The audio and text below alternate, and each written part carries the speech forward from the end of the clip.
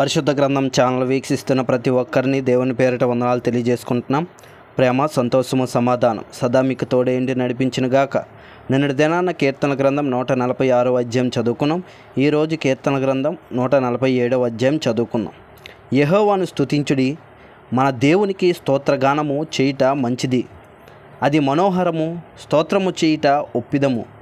యెహోవాయే యెరూషలేమును కట్టువాడు, చెదిరిన ఇశ్రాయేలీయులను పోగు చేయువాడు. గుండె చెదిరిన వారిని ఆయన బాగు చేయువాడు, వారి గాయములు కట్టువాడు. నక్షత్రముల సంఖ్యను ఆయన నియమించి ఉన్నాడు, వాటికన్నిటికీ పేర్లు పెట్టుచున్నాడు. మన ప్రభువు గొప్పవాడు, ఆయన అధిక శక్తి గలవాడు, ఆయన జ్ఞానమునకు మితిలేదు. యెహోవా దీనులను లేవనెత్తువాడు, భక్తిహీనులను ఆయన నేల కూల్చును. కృతజ్ఞతాస్తుతులతో యెహోవాను కీర్తించుడి, సితారతో మన దేవుణ్ణి కీర్తించుడి. ఆయన ఆకాశమును మేఘములతో కప్పువాడు, భూమి కొరకు వర్షము సిద్ధపరచువాడు, పర్వతముల మీద గడ్డి మొలిపించువాడు. పశువులకు అరుచుచుండు పిల్లకాకులకును ఆయన ఆహారం ఇచ్చువాడు.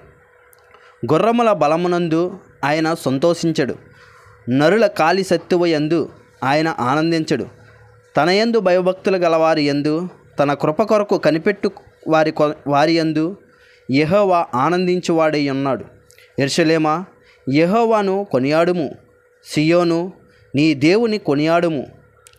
ఆయన నీ గుమ్మముల గడియలు బలపరిచి ఉన్నాడు, నీ మధ్యను నీ పిల్లలను ఆశీర్వదించి ఉన్నాడు.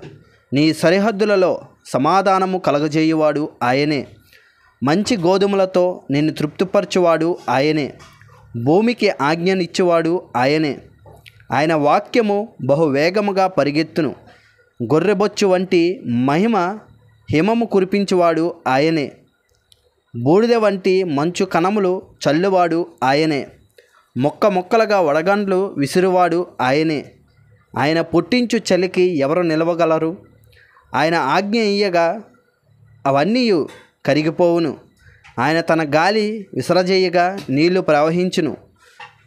ఆయన తన వాక్యము యాకోబునకు తెలియజేసెను, తన కట్టడాలను తన న్యాయవిధులను ఇశ్రాయేలునకు తెలియజేసెను. ఏ జనమునకు ఆయన ఇలాగ చేసి ఉండలేదు. ఆయన న్యాయవిధులు వారికి తెలియకయే ఉన్నవి. యెహోవాను స్తుతించుడి. ఇంతటితో కీర్తన గ్రంథం 147వ అధ్యాయం పూర్తయింది. రేపటి దినాన కీర్తన గ్రంథం 148వ అధ్యాయం చదువుకుందాం. ప్రేమ, సంతోషము, సమాధానం సదా మీకు తోడేండి నడిపించునుగాక. ఆమెన్.